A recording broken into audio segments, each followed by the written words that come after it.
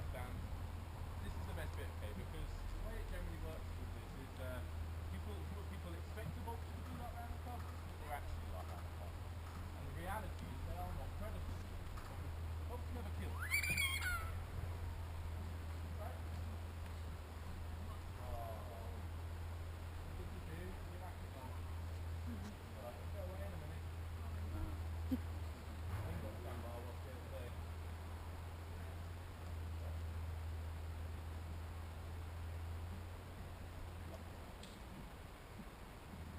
I'm drowsy.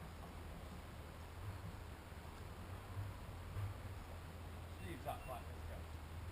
I'm going to call it's not captain.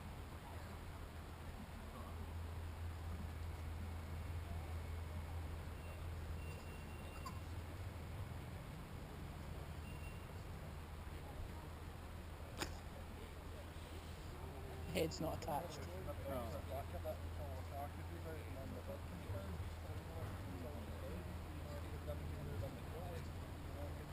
Make it a bit fighting. All the way back. Tip it towards us. Yeah, but you'll have her back then. I know, well, aye, that'll be fine. Put the guts towards the audience. Oh. Aye. Right. Yeah, looks real. Here's our deer. Lovely. Gandalf is, as you can see, not exactly diving down to get stuck into the bird. This is the thing about these birds. Because they're not predators, they have no way of defending themselves. The best way of defending themselves is by being incredibly cautious. Now, she did have a big feed because by yesterday. being cautious, But she might birds not want can to watch come you down. fly, Come down. fly, of course, so they sit up in the sky, watch you run, wait for the safe firstly to come and land on the floor. Landing on the floor in itself is dangerous for the vulture. You are not nearly as fast or agile as the terrestrial animals and predators, so you are at risk of getting caught by a cat or an dog or something like that. So they've got to be careful. Let them land, G. Yep.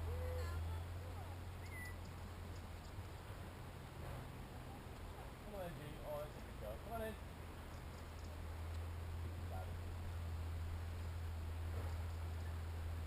And so, of course, by coming down onto the ground, that's their first common step. Now, in the wild, this is perfectly demonstrated, and probably the most famous behaviour of all vultures is circling. Circling above their carriage, above the dead animal. Now, this is something which is quite emotive for people. I think this is one of the things, the behaviours that people don't like so much about vultures, because it's almost like they're circling around something before it's dead, waiting to die. Vultures do not do this. Vultures do not wait for you to die. They will not waste the energy on it. It will take a long time to die. You find, so they will sit up high, flying on their own, and they do not come down and start circling until the animal is dead. Now this is about the highest recorded flying species in the world. These vultures have been recorded at 37,500 feet. 11,000 metres to see them. And they're 3,000 metres higher than Mount Everest. So flying around up at this altitude, basically they're good at carrying. They can see 6 miles down to the surface and see carcasses and behaviour of other animals who suggest that they're going to be carcasses. They will also watch other prey, other vultures off in the distance at the height of day. If they see one of those vultures go down to the ground, then the vulture will see some food, so they will follow. That's why you get so many vultures turn up to our carcass so quickly. You coming down, Gene? I've got a better idea, Lynn. Hold the head up.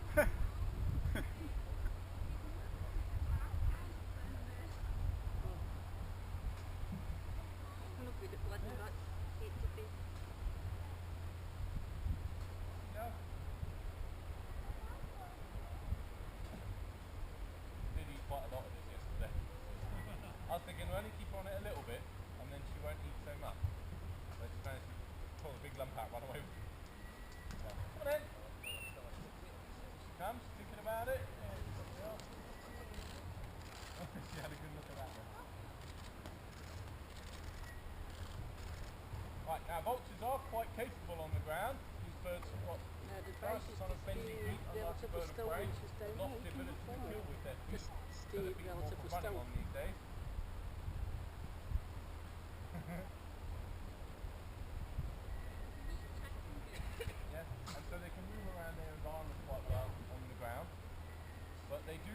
very careful. They are still a prey species, so they can get caught out by predators on the ground.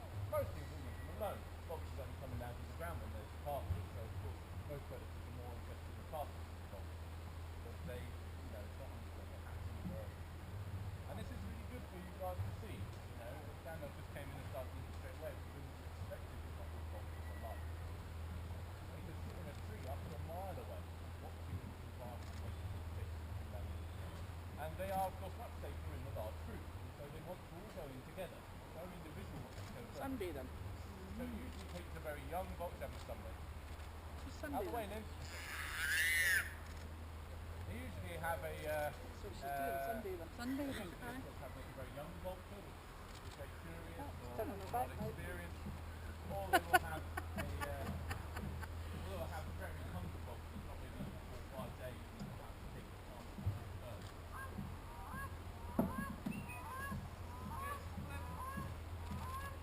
Yeah, that's what she's doing, exactly what she's doing when she's watching us.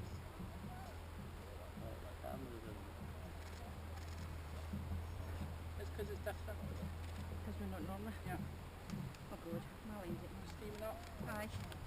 Mine's are the same. I'm going to try to get her in closer to the carcass.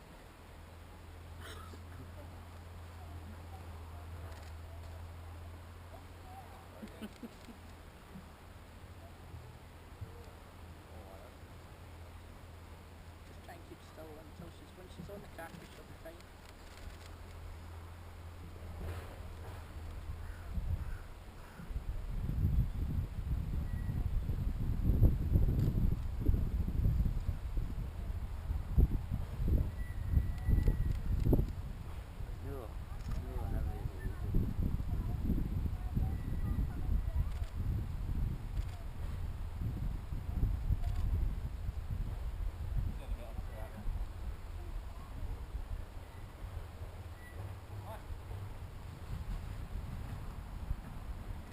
She will move once she's on the carcass. She pieces it through.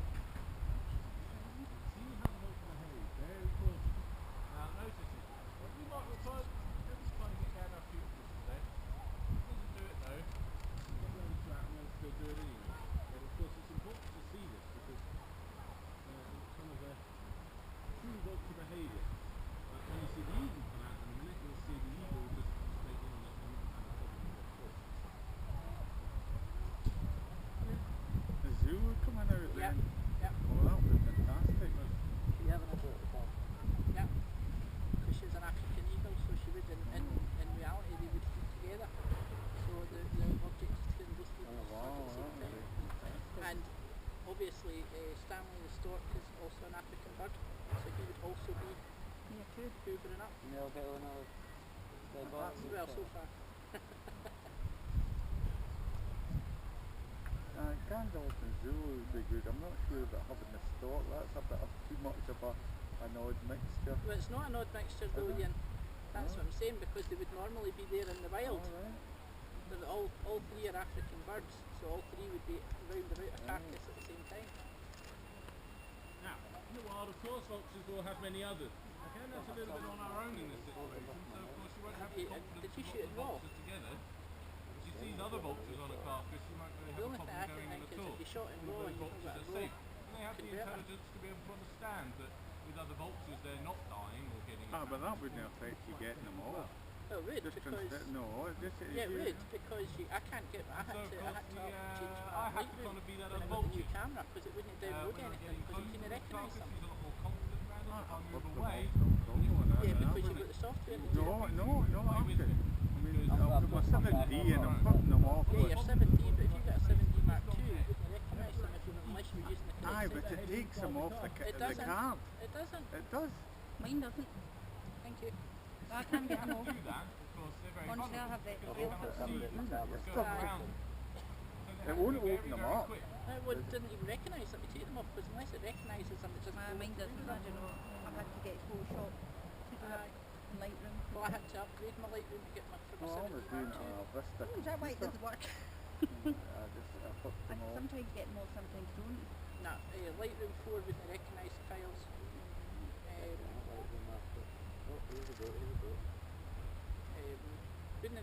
trial, so I had to upgrade to 5.6. Right. Got paid then. Have an awful time trying to get them.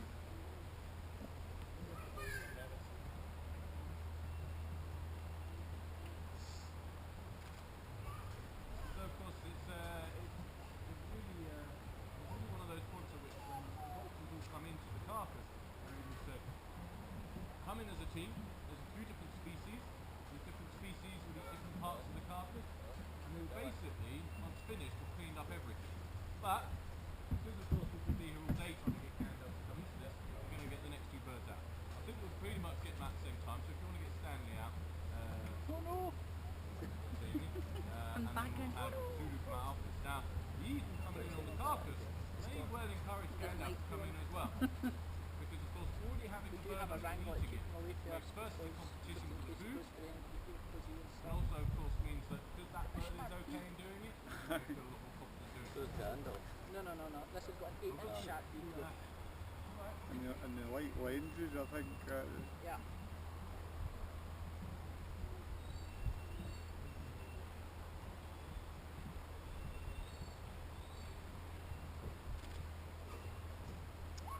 Do you want to when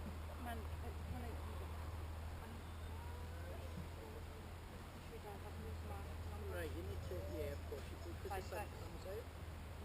Well, leave it at 5.6 and just use your shuts. Take that down to 100, did I get it to 100? What's your shuts do that? 500.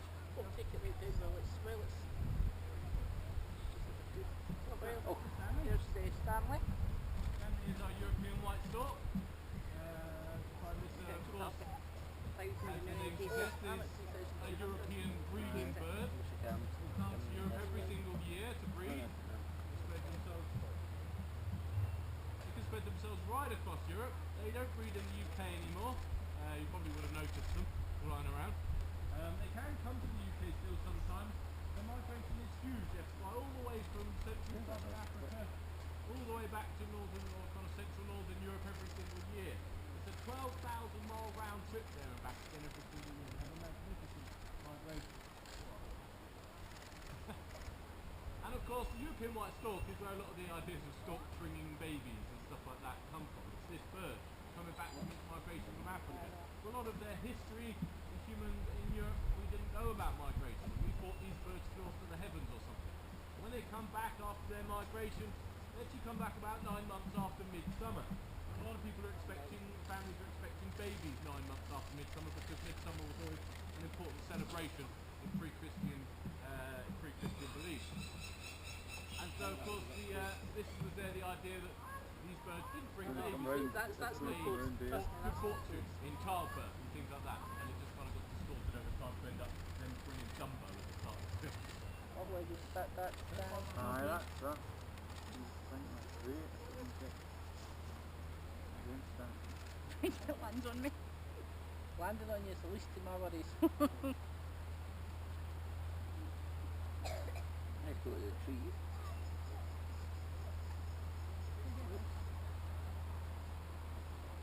Take the head. Right, let's get figure out look. Lisa, So it's when you ready, watching Lisa? it's coming this way. So here's Stanley as well. Now, the stork behave very differently on the carcass.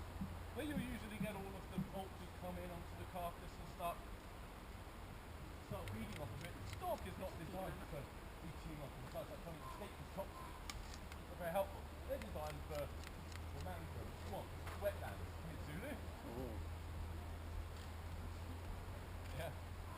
And what happens, of course, is the storks, you see them on the document trees, you'll see them around the carcasses, but they are around the outside. Vultures will come in and they'll pull a carcass like this right apart, and they spread it over quite a large area. And so the storks are always there to pick up bits that the vultures have dropped, and they're always there for the bits of free food. That wasp on the tree going on down there. But of course, the eagle, this is a bird which is really bold. It'll be flying around, trying to steal food from the storks have found, trying to steal food off of other eagles of their own species and other species, bullying around and trying to get things. He's only small. He's not mucking about. Really hungry. She's only a small Show him eagle. how to She do it. weighs just under £5. Gandalf here actually weighs stone. So she's quite heavy gander. But when Zulu comes down, she'll puff herself up, make her look as big as the vulture, and come in and try to challenge that. But now in Africa you've got a Gandalf look. That's not fair. Gandalf will of course have 300 buddies, all other vultures, all there, some of them a lot bigger than Gandalf. And so of course the eagle is at a disadvantage at this point. So she will tend to leave the carcass and try to get all of those scraps that get dragged around all over the place. If they can get a good bit to fly away with it, that'd be then happy. Come on G, in you go.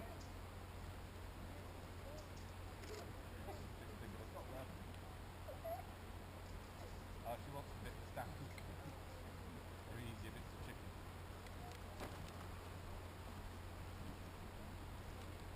You have to wear the gloves with the bolt.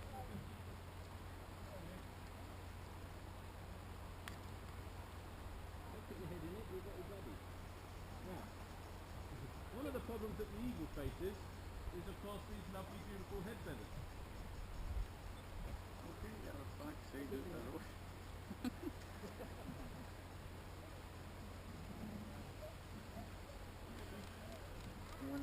When he sprays, get out there, or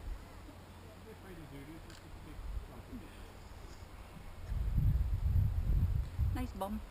I know. Cutting a spank him.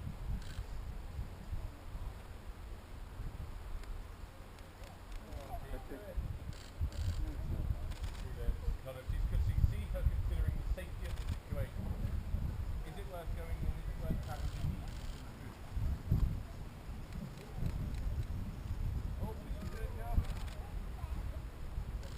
They both did this yesterday?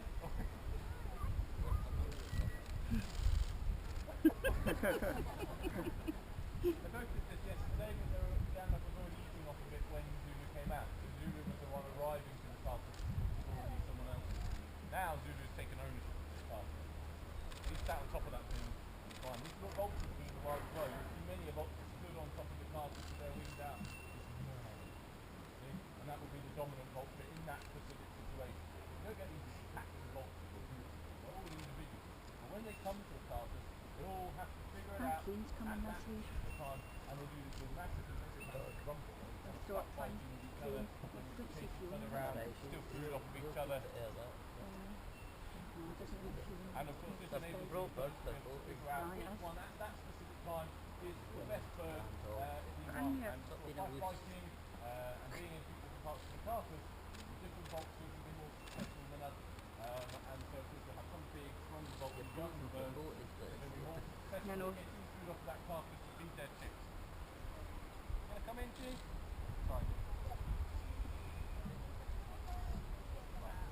I'll lift Zulu off then. I'm going to have a go. Mm-hmm. Get Zulu off, alright. Come on.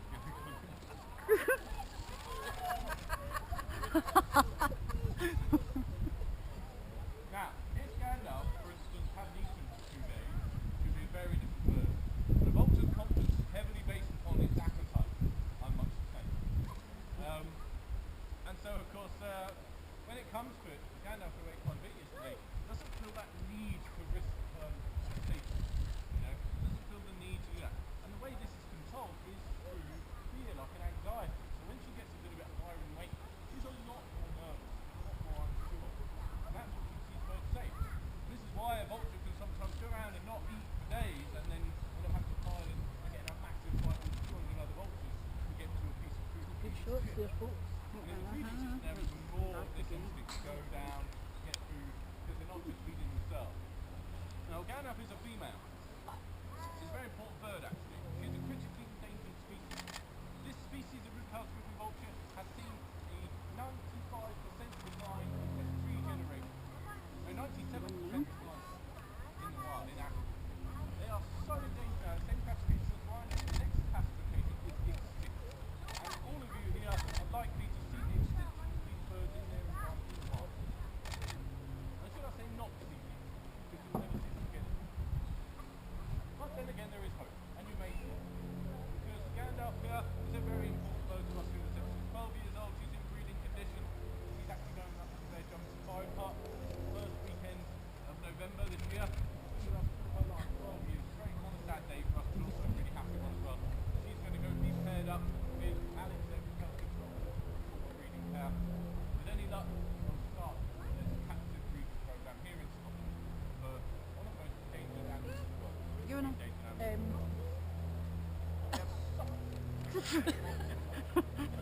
you're not coming my way. It's not you need to be worried, it's me. Nee, Harenbach. Fine. See, we've got wranglers. Thank God. Little bouncers in. 12 years ago, Gandalf as a species in the wild Getting nose in. being okay to being critically endangered. So our displays have changed dramatically. Our talks have changed dramatically from, say, talking about the Indian vultures or the Asian vultures, which declined over 99% because we've got called Dectrophenac. This was the biggest, one of the biggest natural disasters. Heat up, Robbie. Heat up the bomb. She's having a sunbathe now. She loves the photography.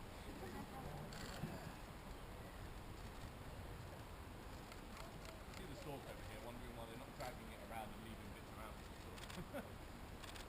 Oh, she's on the hip now.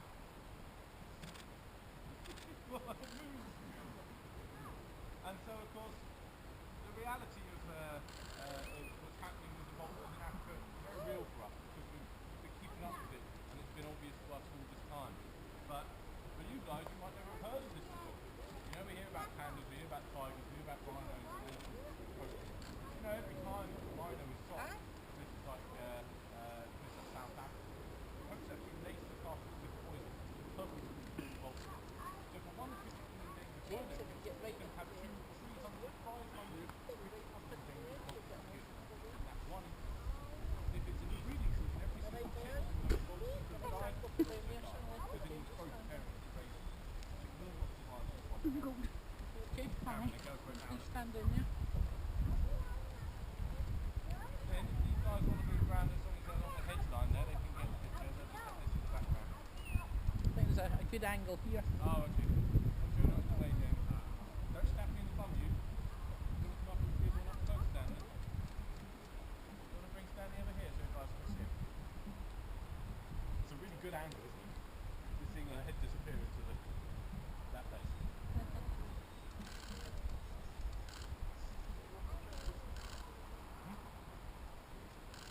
And so, of course, trying to help the charities and things is important to us, and even if it's just for publicity for those charities, because it's worth to recognise that they exist. Even if I get one person over this last week who's been raising money, trying to help raise awareness for these birds, get one person who thinks, actually I want to do a little bit more to help. You know? You've got one young person in the audience who's interested in working with animals. Vulpro take on interest. Go out there and say, what happened? She had a strip. Yeah. Well,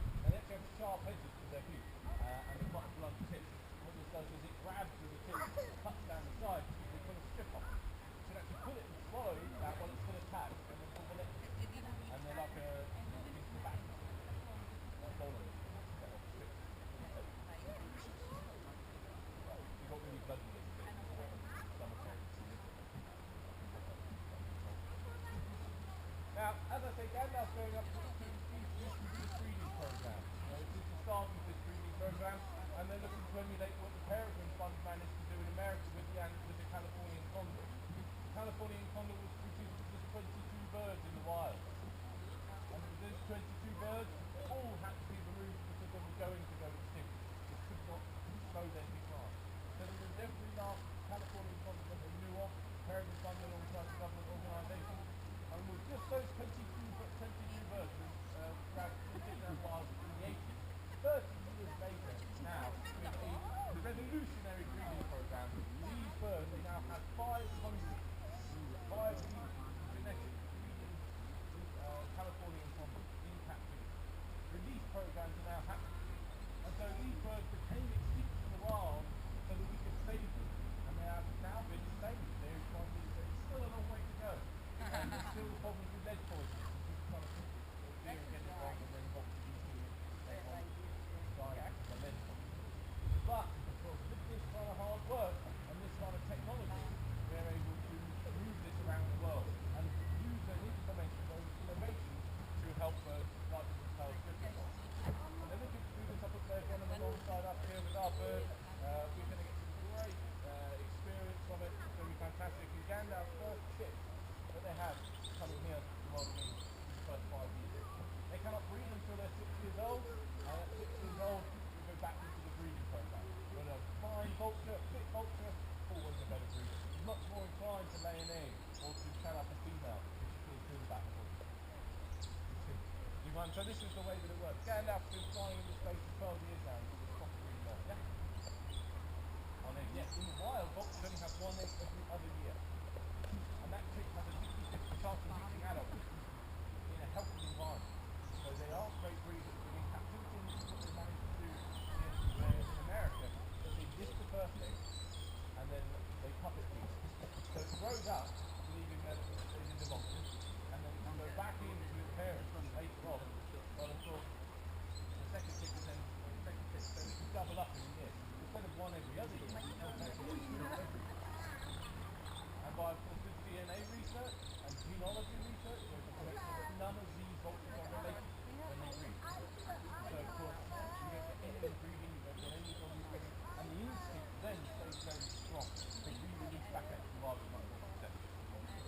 Anyway, we can stand here and talk about these guys all day. I know I can. And I know they'll stand there and eat that all day. But we can't stay out here forever. But thank you for your patience with Gandalf to begin with. But there's a few things we want to get through first. As we finish this display now, we are going to be flying birds right through the day down here in the feeding area. Owls, 2 owls, kestrels and things. Feel free to come down and see and move back and forth if you like and ask questions to the flying birds. We have not display at 3 o'clock. Are endangered species, because we have other endangered species in the centre. We wouldn't want to leave to the side. You can come and meet a few of those at 3 o'clock. If you want to meet one of our birds now, once we've got these birds away, Jamie's going to go, not me, Jamie, someone's going to go pick up one of our barn owls, bring it down, fly on the bird, then walk out, have a hold in the barn owl, have a picture with it, and that'll be quite fun for you, money's going to charity, so it's my stuff in here. And also we'll be selling the raffle tickets as well, so that raffle at the start. The great prizes is the one-on-one photography day, the walk, the longer and shorter handling experiences.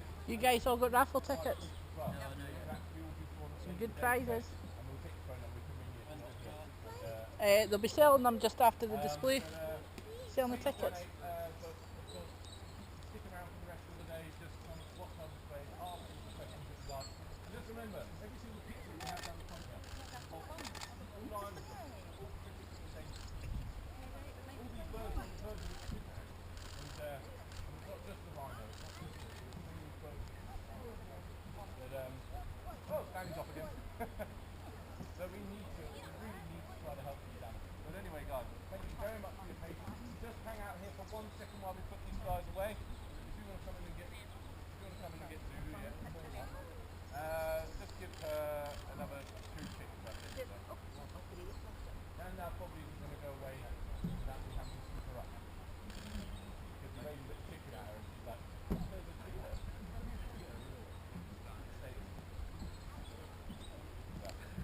No, Zulu, she doesn't mind as long as she's getting food.